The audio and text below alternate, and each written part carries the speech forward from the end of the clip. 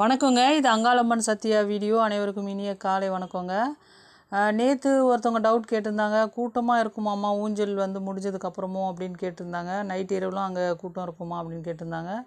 ஊஞ்சல் முடிஞ்சதுக்கப்புறங்க பெரும்பாலும் பாதி கூட்டம் வந்து கலைஞ்சிரும்.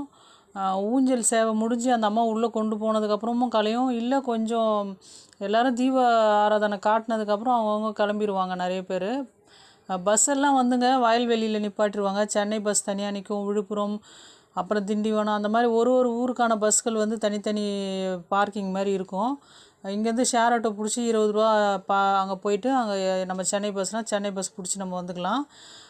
அப்படி இல்லைன்னா இப்போது வந்து கோயில் பக்கமே வருது ஒரு பஸ்ஸுங்க, நிறைய பஸ்ஸு விடுறாங்க. அங்கேயுமே ஏறி நம்ம ஊருக்கு வந்துக்கலாங்க.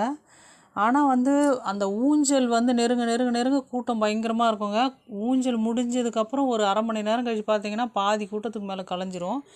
அதுக்கப்புறம் சில பேர் வந்து ஊஞ்சல் முடிஞ்சதுக்கப்புறம் கருவறை அம்மாலாம் பார்த்துட்டு வருவாங்கன்னு நினைக்கிறேன். நிறைய பேர் நைட்டும் அங்கேயே தங்கிடுவாங்க.